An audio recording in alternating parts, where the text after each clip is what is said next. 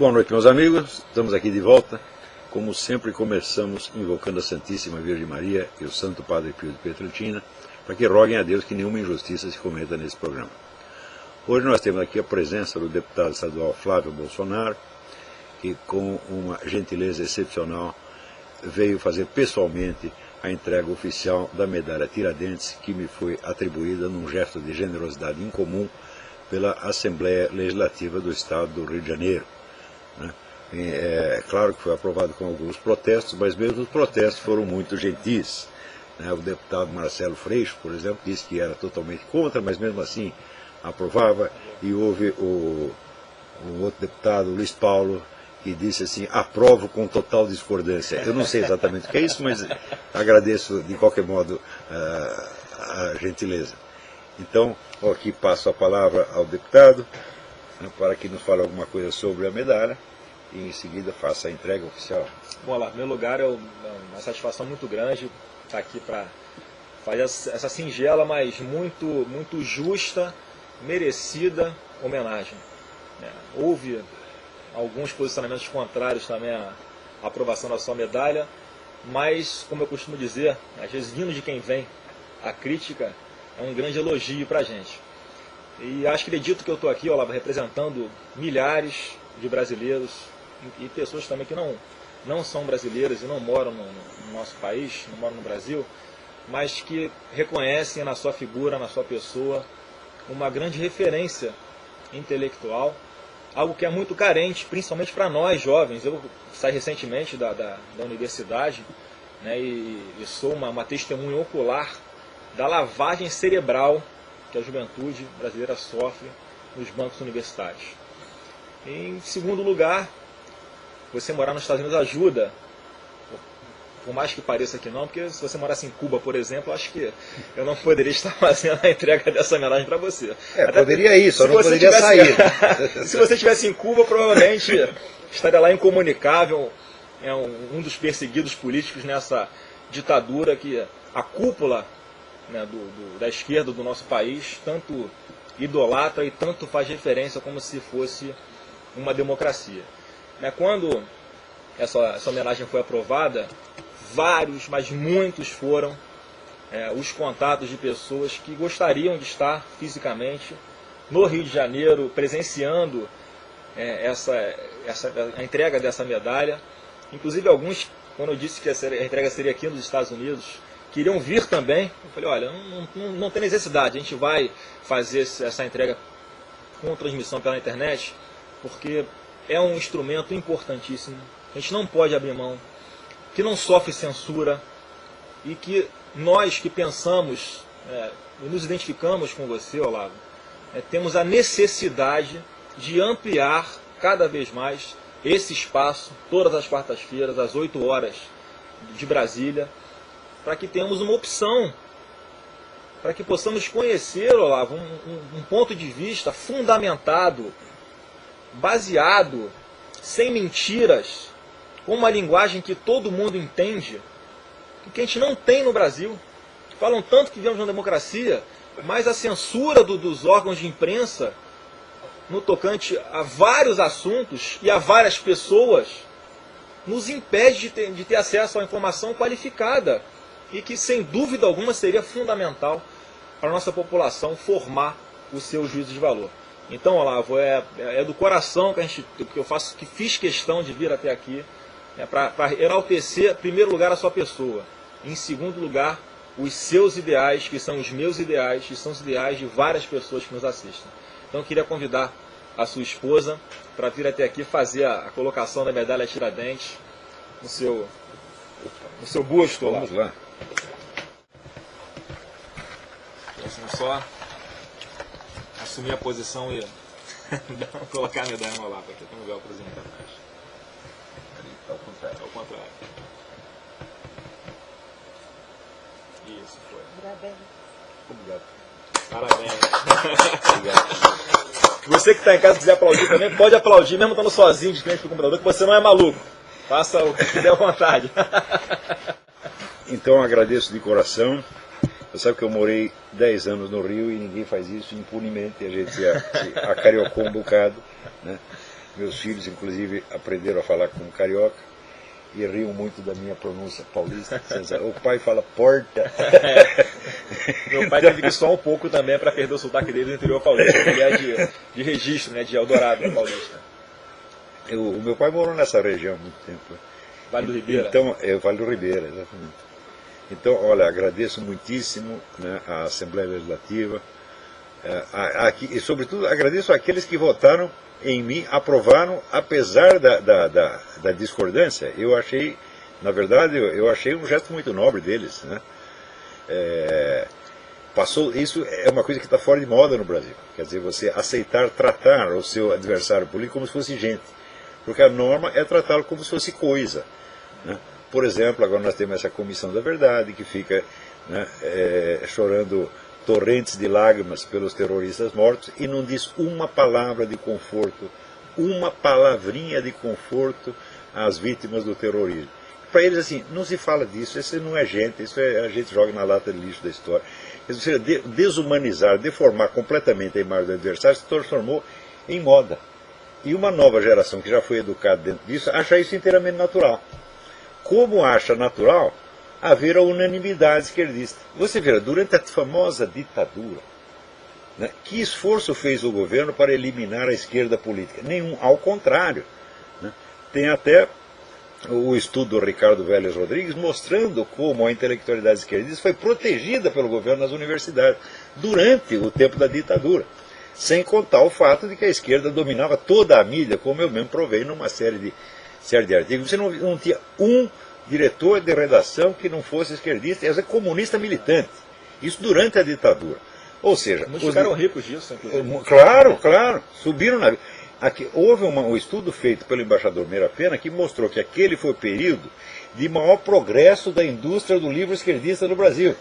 Né? Então, isso quer dizer que os militares jamais tentaram conquistar a hegemonia ideológica e muito menos o controle total da situação. Eles combateram a guerrilha, isso é outra coisa. Mas a chamada esquerda pacífica teve amplo espaço para se manifestar, tá certo? E tanto que acabou criando aquele imenso movimento das diretas já, essa coisa toda. Se criou esse movimento foi porque havia condições. Se fosse em Cuba ou na China, meu filho, você não criava esse movimento de jeito nenhum. E houve o ânimo também dos militares de progressivamente... liberar e trazê-los de volta, né? Agora, essa ideia da hegemonia do controle total, para esta gente é inteiramente natural. Eles acham simplesmente natural que não exista direita, não exista oposição. Todos os lugares dessa gente tomam poder foi assim. Você acha que é coincidência? Não é isso? Porque tem uma época que era assim, a moda era jogar tudo nas costas do Stalin. Não, o malvado foi o Stalin. Digo, escuta, mas Mao Tse Tung fez muito pior. Pol Pot fez muito pior. É todo lugar que vocês tomam poder, é assim. Claro que nem sempre é pela violência. No Brasil não precisaram de violência. Por quê? Vocês destruíram toda a oposição na base de acusações de corrupção, das quais 3% foram provados. Os outros 97% não precisa provar porque o sujeito já está queimado mesmo. E hoje, ó, quando a gente se coloca contra essas ideias, somos rotulados de autoritários, fascistas. Sim, o autoritário sou eu. Quer dizer, vocês têm a polícia na mão, vocês têm o controle da mídia, vocês tudo, e eu que sou autoritário? Vão a merda, porra. Né? Como é que eles vão ter paciência com gente que é tão mentirosa assim, tão cínica? Não é isso? Então, olha, eu acredito que esta homenagem tem um sentido também, fazendo um protesto. A situação não pode continuar assim. Não é possível você ter uma corrente ideológica que domina um país inteiro e que não deixa espaço para um... Você vê, a presença do Flávio Bolsonaro ou do pai dele na Câmara Federal, considera um escândalo. Não, é um cara, não pode ter um contra nós, não pode ter nenhum. Tem que ser o imenso e gigantesco e uniforme. Amém. Sim, senhor. Sim, senhor. Todo mundo tem que ser boi de presépio. Como é que é isso? E ainda dizem que eles são pela liberdade. Eles são pela liberdade deles. Ora, você sabe que até Hitler e Stalin eram a favor da liberdade deles. Quem é que não é? Não é isso? Então, o difícil é você respeitar a liberdade dos outros. Mas eles não têm essa ideia, nem a liberdade, nem a honra, nem a simples humanidade. Né? Você vê, quando você vê algum sujeito de esquerda, uma Dona Dilma qualquer, o seu Lula, né? O Zé Dirceu, né? Dizer assim, olha, vocês que foram vítimas de nós, Orlando Lovecchio, Mário Cosel, as famílias que nos perdoem, foi assim, na época era uma época de conflito, de violência, e fizemos vítimas inocentes, vocês nos perdoem. Quando que eles falaram isso? Nunca, nunca. Isso não lhes ocorre. Por quê? São psicopatas, no sentido mais técnico e científico do termo. Repito, este pessoal da guerrilha e os líderes que nos conduzem são psicopatas. Leiam o livro do psiquiatra polonês Andrzej Lobachevsky, que se chama Political Ponerology. Poneros, em grego, é o mal. Então, é o estudo psiquiátrico do mal. Você vê lá a descrição da personalidade psicopática, é a dona Dilma, é o seu Zé Dirceu, são todos esses, é o seu Franklin Martins, são pessoas que não têm os sentimentos humanos normais. O sentimento humano normal é transformado pelo espírito de autoproteção mafiosa. Só nós somos humanos. E são esses, Olavo, que estão no poder hoje e que querem reescrever a história com essas comissões da verdade. Porque tem a federal que está instalada, tem as estaduais claro, que estão é tudo baseado tem a comissão da verdade municipal. Tudo baseado em mentira e ocultação. Eu já provei isso 1000 vezes, pô. Eu já mostrei como é que esse pessoal faz história, pô. Eles ocultam o documento. Por exemplo, ninguém pesquisa o seguinte: esses brasileiros todos que foram para Cuba exerceram cargos no governo mais repressivo e violento e torturador que tem na América Latina. Enquanto não investigarmos as atividades desse pessoal em Cuba, não saberemos o que se passou. Teve uma comprovação, Olavo, de que eles queriam tudo no nosso país em 64, menos instalar uma democracia.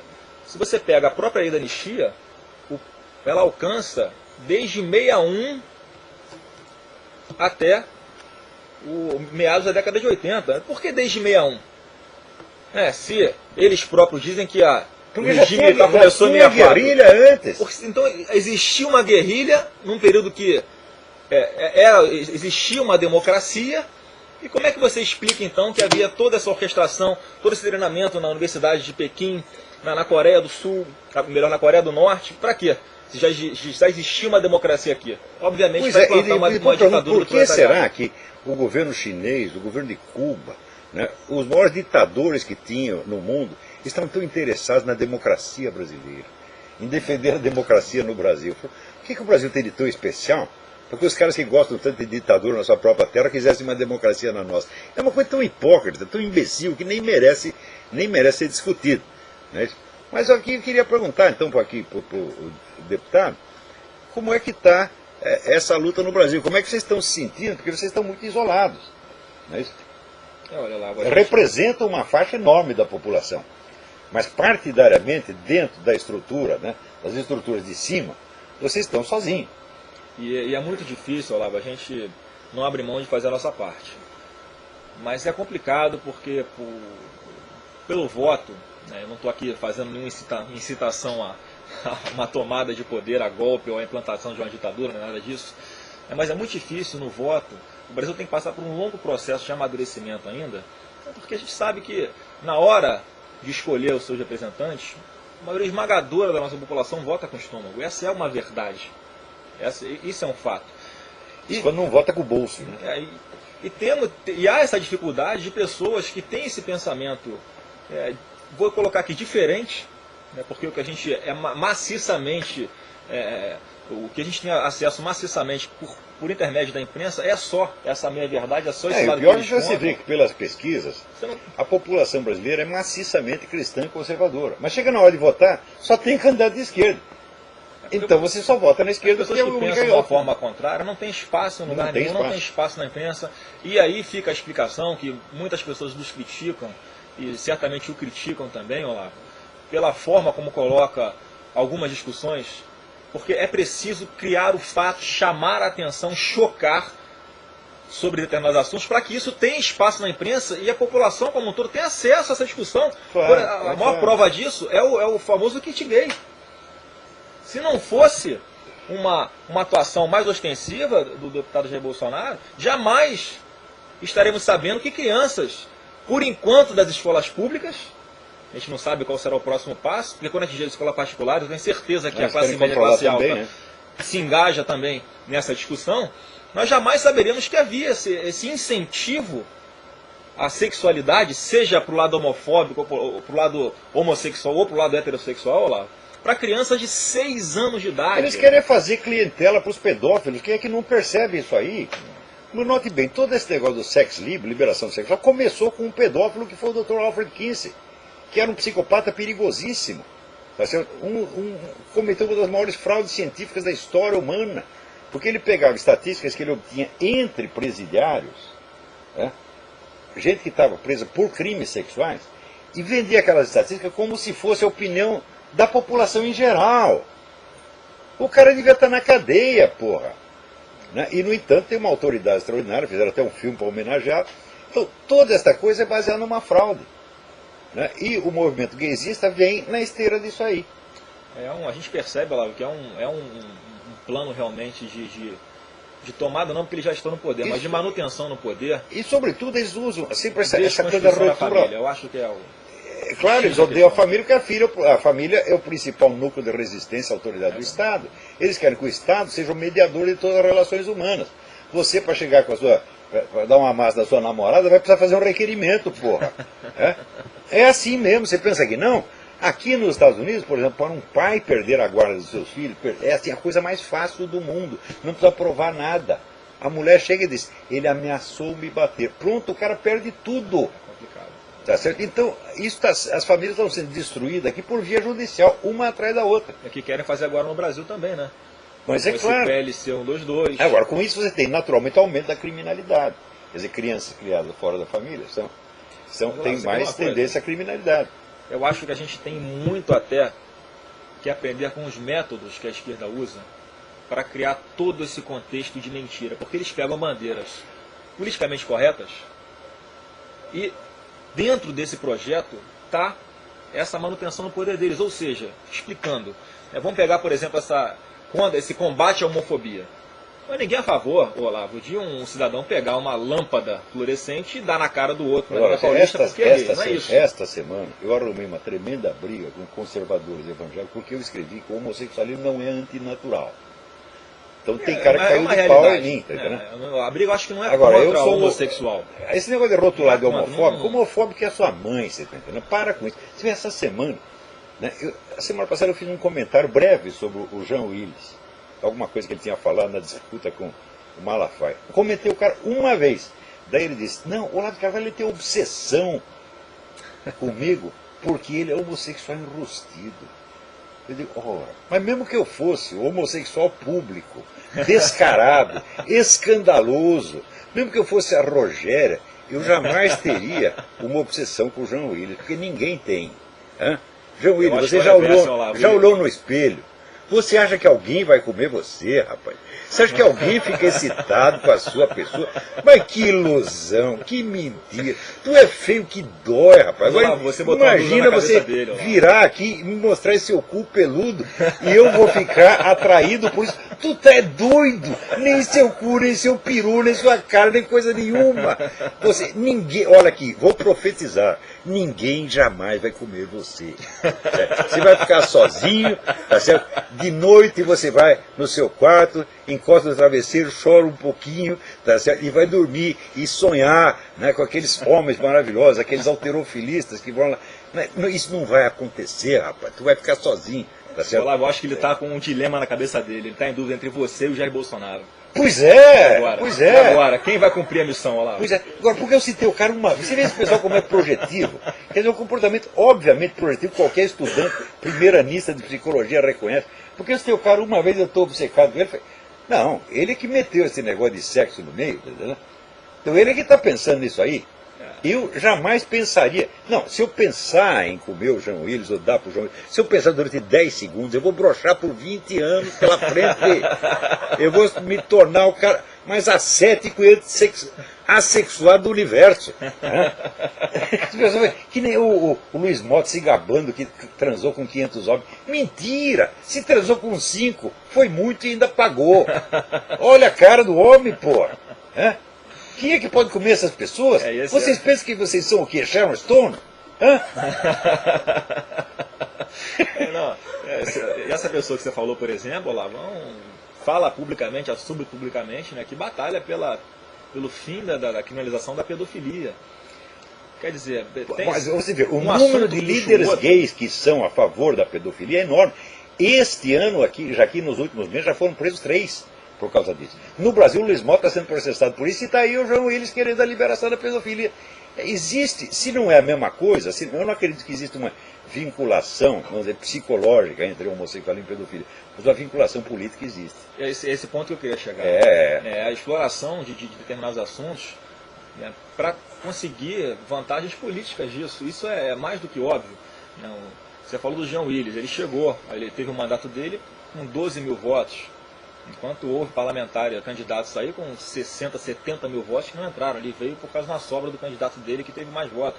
Mas você vê um candidato também, o Chico Alencar, que é do partido dele, que fez mais de 300 mil votos, mas que partia das mesmas bandeiras. Né? O Chico Alencar é uma pessoa, por exemplo, Olavo, que pega a emenda parlamentar dele e bota para financiar as passeatas gays. Então você vê essas manifestações, né, que hoje em dia são a decadência do ser humano. Recentemente a televisão mostrou na sua intimidade, Olavo, como é a parada gay de São Paulo. Não, eu vi, algo assustador. É assim, é o negócio de obscenidade explícita. Céu aberto. Agora, por que eles fazem isso? Eles podiam ter defendido a causa deles de uma maneira discreta, tranquila, mostrando os gays como pessoas bem comportadas. Por que eles não fizeram isso? Por que eles escolheram o contrário? Escolheram o escândalo, a esculhambação, tá certo? O liberou geral, o carnavalista. Por que eles escolheram? Porque eles sabem que isso vai chocar o pessoal religioso evangélico, e esses caras vão ter uma reação emocional, vão investir contra o homossexualismo. Daí o que eles fazem? Usam isso, tá vendo? A homofobia. Eles usam isso como prova de homofobia. E os evangélicos, católicos, caem no engodo e ficam numa cruzada contra o homossexualismo. Eu digo, isso é besteira, meu filho. O homossexualismo existe desde a queda de Adão, e vocês não vão acabar. O que nós temos que lutar é contra essa legislação gaysista, tá certo? E não questionar a questão, botar em questão o homossexualismo em si. Isso é bobagem. Inclusive porque, olha, tem um site maravilhoso, chama Gays de Direita. Eles lá denunciam toda esta coisa de que existe perseguição homofóbica. Então, olha, essas pessoas estão do nosso lado. E acredito que a maior parte dos gays estariam do nosso lado a hora que eles entendessem a mentira constitutiva desse movimento. Tá certo? A mentira e as ambições absolutamente psicóticas dessa gente. Tá certo? Então, não tem, a luta não é contra o homossexualismo, meu filho. A luta é contra, a gente pode tirar como contra essa ambição política monstruosa. Tudo que está tramitando no Congresso Nacional sobre esse assunto.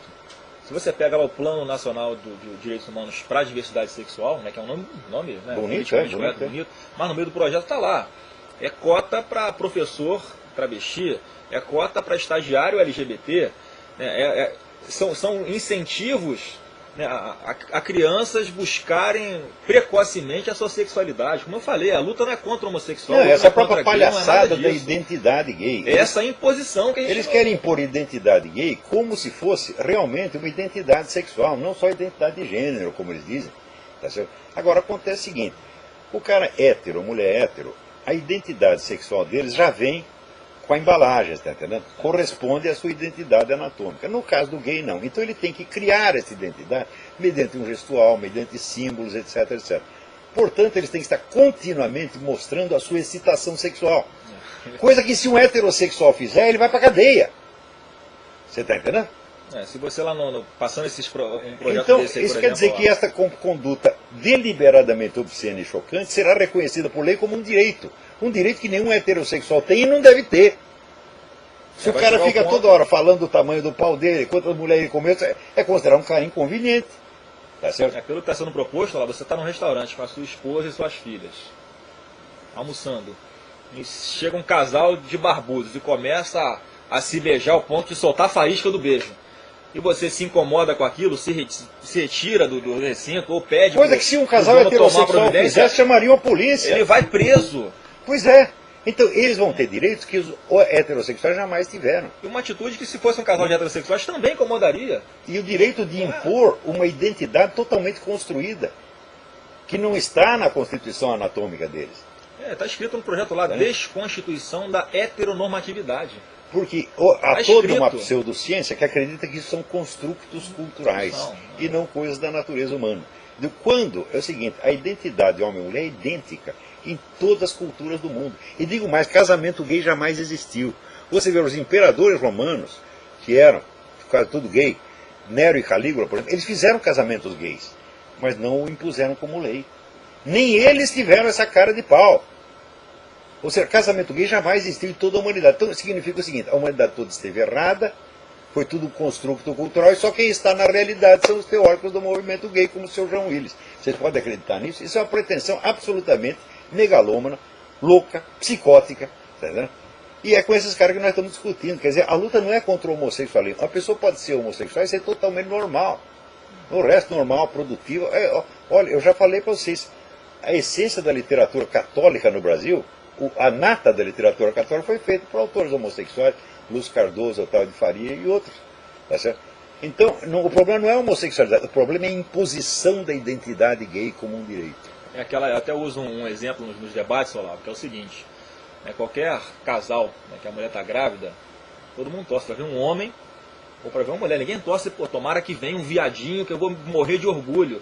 Olha, se vier homossexual, não há o que ser feito. Você não vai recriminar agora, dizer que você vai ter orgulho disso. Não, você pode se orgulhar do seu filho ser um bom profissional. Você se orgulha de ser heterossexual? Isso não tem o menor sentido.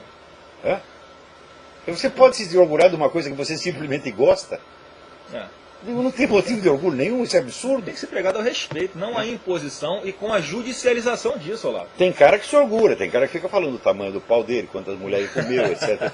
A gente sabe que o cara é biruta, porra. Agora, conduta homossexual é legitimada, digo, é legitimada se for a conduta legal e decente. É isso. Agora, eles querem a legitimação de toda e qualquer conduta gay. Quer dizer que uma sauna gay, onde eles faziam um negócio, eu lembro que um aluno falava que eles faziam um negócio chamado navio negreiro.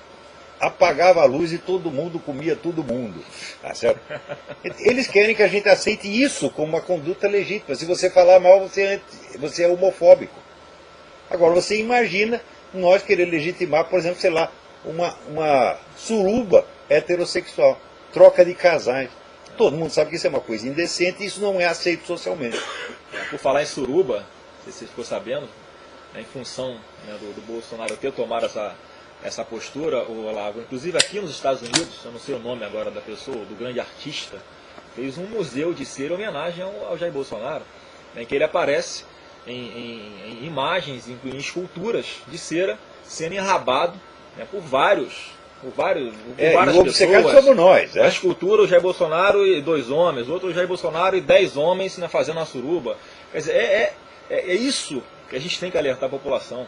Eles pensam nisso 24 horas. Veja, esse pessoal tem que pensar nisso 24 horas por dia. Porque, como identidade homossexual não tem base anatômica, ela tem uma base psicológica, ela é baseada no desejo.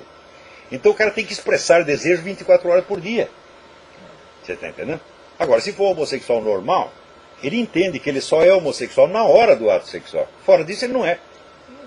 Agora, como tem identidade, então tem que ser 24 horas por dia, e a identidade é reforçada, é mantida na base da constante expressão de desejo. Então o cara está permanentemente excitado, só fala disso, só pensa nisso e diz que os outros que têm obsessão. Quer dizer, é uma coisa louca, psicótica. Não a gente fica com essa preocupação, olha lá, como eu falei, de estar judicializando a partir de agora já no Brasil isso. Pessoas entram na justiça querendo que você pague danos morais ao homossexual porque chamou ele de viado. Quer dizer, mas ele pode chamar passeata de orgulho gay, eles têm tanto orgulho tem tanta necessidade de manifestar a sua opção sexual, e eu digo opção propositalmente, não orientação, eu digo opção sexual, que a gente sabe que muitas vezes as circunstâncias, o meio também forja o caráter e as opções da pessoa, e tentam agora levar para o lado da judicialização, que é muito perigoso. E daí acontece o seguinte, os juízes começam a dar... Por lei você vai ser proibido de distinguir entre uma mulher e um homem vestido de mulher. Você vai ter que dar o mesmo tratamento, ou seja, você vai ter que furar seus olhos. Eu acho que a maldade é tanto, que eles começam, inclusive, a misturar bandeiras muito mais legítimas do que essa, como, por exemplo, a questão do racismo. Sim, tem que misturar, como claro. Sendo, somos uma... Como se eles fossem raça. Pois é, primeiro que essa questão de raça, é cientificamente discutível, para não falar impossível de ser provada. Em segundo, que a gente sabe que existe a discriminação racial, existe o preconceito racial. Agora, como é que a gente vai botar um paralelo a questão do racismo e a questão da homossexualidade. Porque eles usam isso para tentar, como eu falei, emplacar esses projetos para tornar lei nasce ali, não algo dá nada que ele análogo ao possa racismo, fazer, né? que está muito longe disso. Não dá para a gente também misturar. A gente tem que tomar cuidado para que isso não seja usado como plataforma para fortalecer. Mas misturar e confundir é o que esse pessoal faz 24 horas por dia. A mentira está tem gente, às vezes, de boa fé, porque ele não sabe responder no momento, ele aceita aquilo.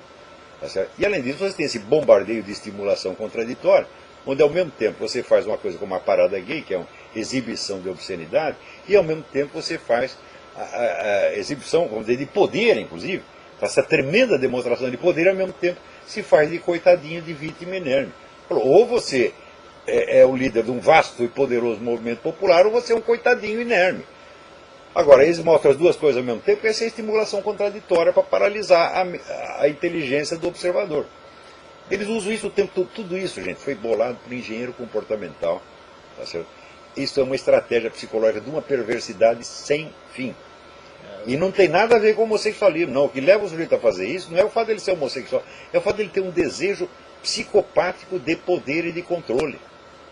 Essa é a palavra-chave. A gente percebe que há toda essa manipulação, toda essa colocação dessas bandeiras politicamente corretas, e o objetivo único e final é esse, é a manutenção no poder. Sim, é colocar claro, a máquina eternizar estatal em função dos seus interesses ideológicos e financeiros. Isso é bem interesse de grupo, é a máfia. Você quer ver um negócio que aconteceu esta semana aqui? Todo mundo sabe que o Obama tem um projeto de aumentar imposto, né? Então está todo mundo indignado. Só que acontece que no cálculo do imposto, veja que coisa, a curriola dele, todos os milionários que contribuem para a campanha do Obama, o imposto deles vai diminuir. Eles inventaram um jeito de calcular que tem alguns privilegiados. Quem são os privilegiados? Eles mesmos. Aconteceu esta semana aqui. Esse pessoal não tem vergonha mesmo, porra. Né? Você vê o que esse cara que botaram na presidência aqui, o cara mente o tempo todo. A vida dele é só mentira. E tem gente que aceita.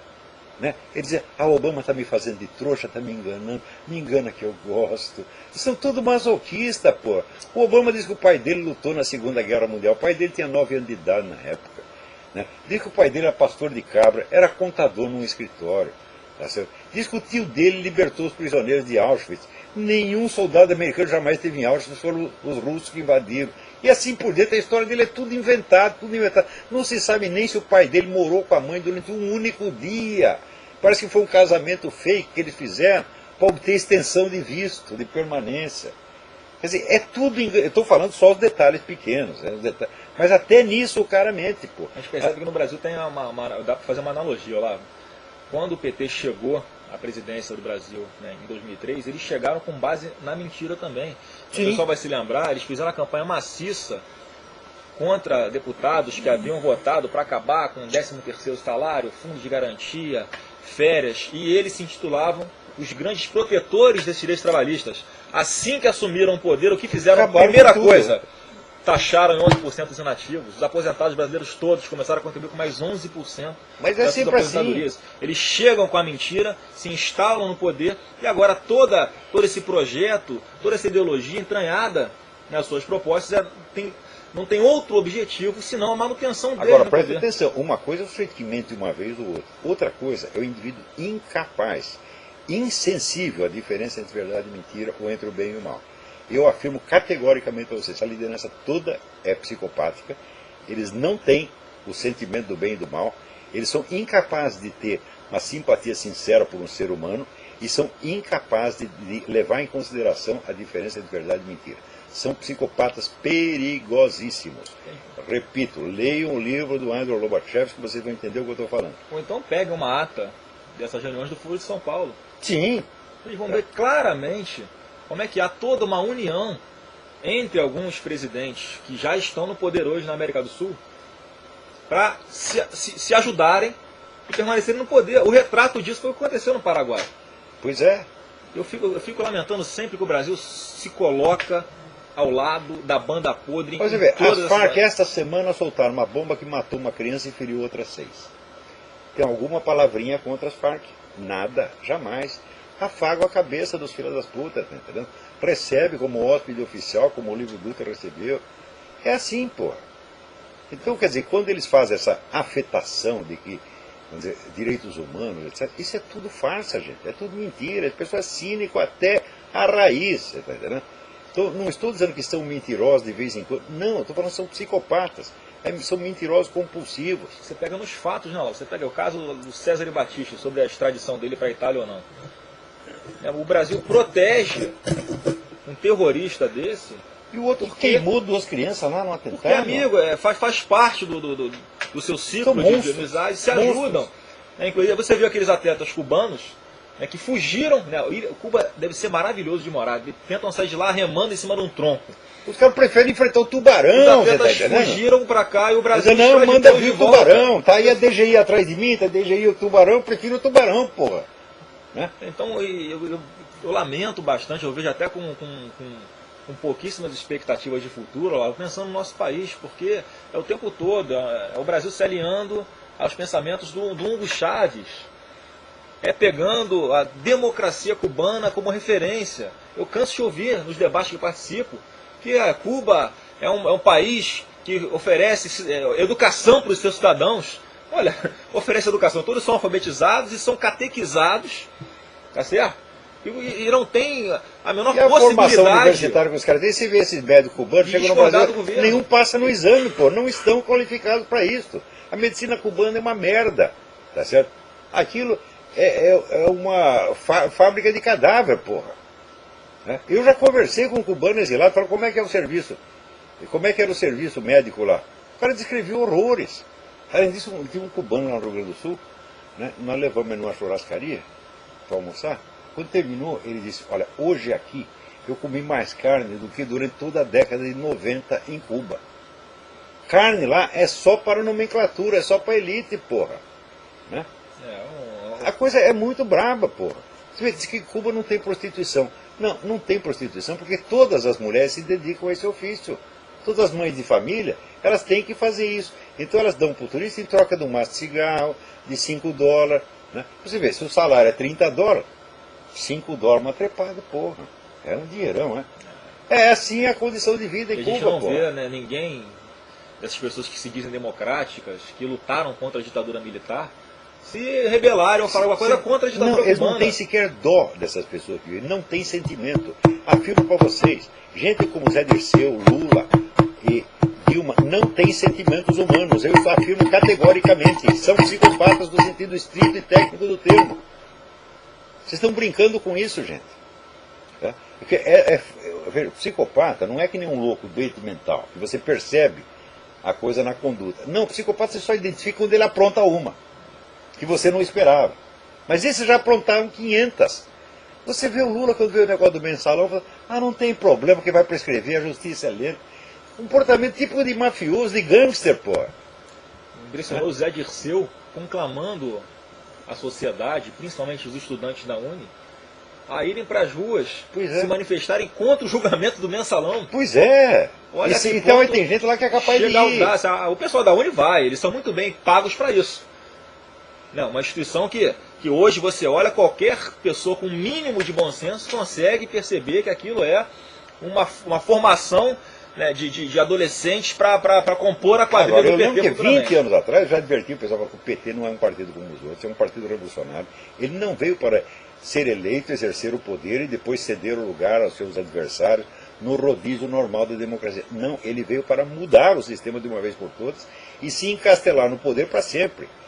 E todo mundo diz, não, isso é exagero, etc, etc. Você é teórico da conspiração. Teórico da conspiração, caralho, porra. Estou falando uma coisa óbvia para vocês. E quando digo hoje que são psicopatas, eu digo, olha, meu filho, dá para você testar os caras, dá para fazer exame de tomografia cerebral e mostrar quais são as áreas do cérebro que funcionam. Porque psicopata é o seguinte, quando você mostra uma cena comovente para uma pessoa normal, as áreas emocionais são ativadas. No psicopata são as áreas linguísticas, não as áreas emocionais. Ou seja, ele sabe o que é emoção, ele tem o conceito, mas ele não a sente. Ele só sente. Tem duas emoções que ele sente, medo e raiva. Só isto. Agora, ele consegue fingir. E a prova de que é fingimento é que é emoção seletiva. só ter emoção quando lhe convém, porra. Eu não consigo entender como é que a parcela maior da nossa população consegue manter na presidência do nosso país, Olavo, alguém do PT, porque não esquecendo que tem toda uma rede, tem todo um satélite em volta das pessoas, como o Zé Dirceu, né, como o pessoal não consegue. Quando a coisa é muito ruim, a mente humana ladrões, recusa. comprovadamente. Quando a coisa é muito ruim, o cérebro humano real não consegue acreditar, fica em estado de estupor. Ele fala, não pode ser tão ruim, o Lula deve ser bonzinho. É que nem esse pessoal que acredita que leão é bonzinho, né? Estou lendo uma série de reportagens sobre gente que foi comida por leão, por tigre, que eles criavam em casa. Então os animais são bonzinhos, são nossos amigos. De repente o leão crau comia o cara. Tá entendendo? Então, se a coisa é ruim, você não quer acreditar, porra. A gente tem essa, como eu falei, acaba ficando um pouco isolado, porque a gente não tem, o Olavo, né, por parte da imprensa. Eu estou generalizando, lógico que há exceções. Não tem dinheiro, pô, essa que é a verdade. Espaço para você debater essas ideias, né, que hoje quem está nos assistindo tem oportunidade, Olavo, quem ainda não nos conhecia, né, que vai poder, a partir de agora, acompanhar semanalmente os seus programas e ter pelo menos acesso a essa outra visão. Quanto eu ganho para fazer esse programa? Não ganho nada, só tem despesa. Quanto eu ganho para fazer o Mídia Sem Máscara? Não ganho nada, só tem despesa. Pago do meu bolso aquilo lá. Tá. Então, graças a Deus, tenho alunos, eu não pago, tenho emprego no jornal. Então, com o meu dinheiro pessoal, sustento isso aí. Não há nenhum interesse por trás, não há nenhuma organização partidária ou ONG ou qualquer coisa por trás. Tem ninguém por trás. Né? Então, é a iniciativa individual que ainda tem alguma força contra isso. Porque esse pessoal tem todo o dinheiro do mundo. Né? Eles são os donos do dinheiro. Vocês não perceberam ainda, não? Ainda fica falando contra os capitalistas, contra os exploradores capitalistas, quando são eles mesmos os únicos exploradores capitalistas. Você conhece algum comunista pobre? Não tem. E sobretudo aquilo que eu te perguntei. Você conhece algum comunista que quer fazer a revolução comunista? Depois que vier o comunismo, eu vou voltar para casa para ser um trabalhador. Nenhum. Todos querem ir para a nomenclatura. Claro, não são trouxa, porra. Agora, eu quero ser membro da nomenclatura? Eu não. Eu estou feliz com o que eu faço. Eu não tenho nenhuma ambição de ser mais do que eu sou. Estou contentíssimo. Cheguei no topo da minha carreira. Não quero subir mais um degrau, não. Está muito bem. Só quero fazer mais daquilo que eu estou fazendo. Eu não quero ser deputado, não quero ser senador, não quero ser presidente da República, não quero ser presidente de coisíssima nenhuma, a não ser do Inter-American Institute, do qual já sou presidente, porque fui eu mesmo que inventei. Tá certo? Eu mesmo inventei, eu mesmo me nomeei presidente e pronto, acabou. Tá certo? Por isso que funciona. Por isso que funciona. Agora você não tem que negociar com nenhum congresso nacional? Não, tem que negociar só comigo mesmo e com a dona Roxane. Agora, para não dizer que está tudo merda, você veja, nós temos aqui que fazer uma homenagem a Dom Eugênio Araújo Salles. Tá certo? Que foi um homem que, de uma fidelidade, de uma constância, um exemplo para todo o Brasil. Um maravilhoso, caramba. Né? E que no interior dele ainda aconteceu este óbvio milagre desta pomba que desceu e ficou 40 minutos estacionada ali em cima da cabeça dele. Pomba não fica 40 minutos em lugar nenhum. Então isso é um sinal para vocês. Vê se vocês aprendem, meu Deus do céu. Vocês tinham um homem santo aí e não perceberam. Eu lembro até quando esse pessoal gaysista juntou para fazer um assédio judicial contra do Eugênio. Né? Fizeram assim 98 processos ao mesmo tempo. Ninguém pode se defender de 98 processos. Então quem faz assédio judicial não quer justiça. Quer amarrar a mão da pessoa. Eu não sei como o do Eugênio saiu disso. Talvez o cara tenha até desistido do negócio. Né? Mas é isso que o homem recebe pela sua santidade por 70 e tantos anos de serviço prestado ao Brasil, que ele morreu com 91. Então, é isso aí, que Deus o receba e que lhe dê, né, o prêmio dos seus méritos incontáveis. Bom, Olavo, só então me despedindo de quem está nos assistindo, solicitando a todo mundo, Olavo, que ajude a divulgar esse seu programa semanal. Se você tem Twitter, se você tem Facebook, enfim, qualquer outra rede social que você participe, convide um amigo para assistir, para conhecer pelo menos as ideias diferentes, mas sempre fundamentadas, e que você não vê escrito em jornal nenhum. Isso não sai publicado em lugar nenhum. Então a internet tem essa função essencial na formação do nosso caráter, por enquanto, da nossa eles também estão querendo controlar. Então, enquanto não há a censura também na internet, é importante que nós possamos, né, nós que pensamos da mesma forma, né, que temos identidade em diversas bandeiras. É lógico, Olavo, que não dá para a gente ter uma unanimidade, não é em todos os assuntos que a gente vai pensar exatamente da mesma forma, vai ter uma opinião, isso é impossível, mas a gente percebe que com aquelas pessoas que a gente tem alguma afinidade, que a gente reconhece como uma referência, como eu falei, ideológica, que enxerga a política com um senso crítico, como você enxerga, é importante que a gente faça essa divulgação. Foi isso, na verdade, até que me moveu, Olavo, a vir até aqui para, lançando mão desse instrumento que você criou, né, e que tem certeza é assistido por milhares, né, não sei se por milhões de pessoas, mas por bastante gente, que isso faz parte de um processo de amadurecimento político. As pessoas começarem a enxergar coisas que não vão conseguir enxergar nunca se basearem apenas nos jornais, em revistas, em periódicos, né, que, como eu falei, que são dominados, né, que as pessoas são donas desses veículos e jamais vão deixar que se coloquem ideias contrárias ao seu projeto de poder, para que essas ideias nunca vão chegar até a consciência da população. Então, é com muita satisfação que eu pude ser o instrumento de fazer essa singela homenagem. Eu espero que isso ajude a população não só do Rio, mas a brasileira, a ver política de uma forma diferente. Então, que esse seu trabalho dure ainda muitos e muitos anos. Tenho certeza que esse seu cigarro não vai ser responsável por antecipar isso. Não, tem perigo. Né? Tá bom, Olavo? Quero apertar sua mão, te dar um abraço e que você se sinta abraçado por todo mundo que está nos assistindo aí. Tá bom? Eu agradeço de coração ao deputado Flávio Bolsonaro, não só por esta homenagem, mas por toda essa luta heróica que tanto ele no Rio de Janeiro quanto o pai dele em Brasília vem desenvolvendo contra a hegemonia da estupidez. Tá certo? Então, aqui, ó, de coração agradeço e muito sucesso para vocês. Você é pouco perto do que você merece. Tá bom? Obrigado. Um abraço, pessoal. Dá licença. Então, nós temos aqui mais uns minutinhos de programa e... Peraí, tem alguém na linha. Alô, quem é? Alô, Olavo? Eu?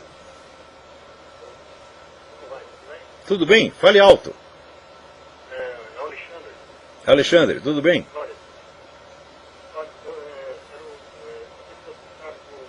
da OAB, Observatório da Corrupção. Eu não estou ouvindo você. Está muito baixo. Você conhece o Observatório da Corrupção? Observatório da Corrupção. Eu já ouvi falar, mas nunca... Tem um site na internet? É o site na internet. Eu vou procurar. Observatório da Corrupção.oab.org. Todo mundo que está lá sabe reportar aquilo que ele sabe.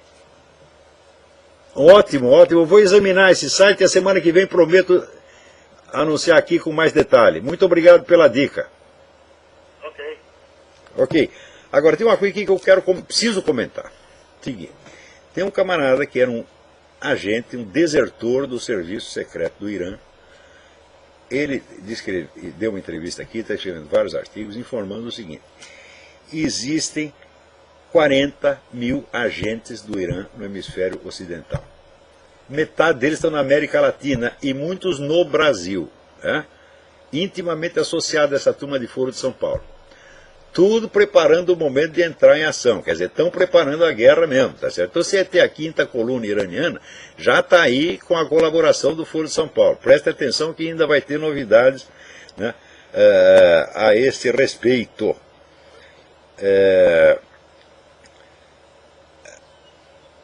Agora, esta semana também, para não dizer que está tudo perdido, o ex-presidente Álvaro Uribe lançou a candidatura presidencial do Fernando Londoño, que já foi ministro da Justiça na Colômbia, é um homem altamente respeitado, tão respeitado que tentaram matá-lo, né, e soltaram lá uma bomba, mataram dois assistentes dele, parece, mas ele escapou, porque ele caiu atrás de um dos cadáveres, veja você. Então, está aqui, já votei em Fernando Londoño, tá certo? Não sou eleitor na Colômbia, mas espiritualmente vou votar. Conheço Fernando Londoño, é um homem muito honrado, muito sério, muito capaz, tá certo? E depois desse fiasco que foi o João Manuel Santos, é preciso eleger alguém que seja fiel à política iniciada pelo presidente Álvaro Uribe, que é aprovada por 90% da população da Colômbia. Tá? Então, bom, eu acho que esta semana aqui... Peraí, tem mais alguém na linha. Alô, quem é? Alô? Alô? Eu, fale mais alto. Tudo bem? Como é o seu nome? Felipe de Goiânia, tudo bem? Hoje eu entrei no Facebook e me deparei com uma foto no Face, onde eles colocavam aqui no Facebook Niemeyer 1 versus o nosso querido bispo que faleceu, né? 0. E quem colocou isso foi a ATEA, a Associação Brasileira de Ateus e Agnósticos. Eu fui fazer uma comparação com o Carlos, nossa, eu fui insultado completamente por eles. Eles não aceitaram. Olha, eu não estou entendendo direito porque está muito baixo, mas eu entendi que existe esse site dessa ATEA, Associação não sei que dos ateus, ou dos idiotas, não sei quanto, né? Associação de todos os idiotas, né? E analfabetos, né? ATEA, né? Eu vou dar uma olhada no site deles e comento a semana que vem, porque o nosso tempo aqui também já está acabando, não dá mais para falar nada esta semana. Obrigado pela dica de qualquer maneira, prometo que vou olhar lá. Tá, obrigadão. Agora, só para encerrar, você vê como estão as coisas aqui nos Estados Unidos. O cara que é o secretário dos transportes, eles estão tentando fazer uma ferrovia, né, trem-bala, né, feito por uma empresa chinesa. Então a empresa chinesa vai ter todo o mapeamento do território, vai ter acesso a tudo quanto é informação, quer dizer, é um risco de segurança menor. Vai custar um dinheirão, né? E claro que tem gente que está contra. Daí o secretário dos transportes diz, é por isso que esta merda não funciona. Você vê, na China, a China é muito mais eficiente porque lá 3 pessoas tomam todas as decisões, aqui são 3 milhões. Você vê? Eles estão infelizes, porque aqui a coisa tem que passar por consulta popular. Né? E quer reduzir para 3. Né? Seria o Obama, o Eric Holder e provavelmente a dona Michelle. Né? E vão mandar no país. E o cara tá tristinho porque isso não aconteceu. O sujeito faz a declaração, a apologia da ditadura aqui. Né? Ainda tem gente que acha que é força de expressão. É como o Hitler, quando disse que ia matar todos os judeus, o cara, não, ele não vai fazer isso, é força de expressão. Né? O Lenin, o pessoal na Europa dizia, não, ele não é comunista, não, ele só está se fazendo de comunista, na hora que ele vai ficar bonzinho. Sei, conheço essas histórias. É a história do senta que o leão é manso. Hein? Vocês sabem a história, né? O nego foi no circo, o circo estava cheio, ele sentou entre 2 tábuas, o saco dele ficou bem ali no meio. Daí, de repente, o leão escapou da jaula, todo mundo saiu correndo, e eles, senta que o leão é manso. Né? Então, esta é a psicologia de muita gente no Brasil. Tá? Então, olha, muito obrigado novamente por essa homenagem, muito obrigado à Assembleia Legislativa do Rio de Janeiro, a todos que votaram a favor, mesmo não gostando. Né? Então, até a semana que vem, muito obrigado.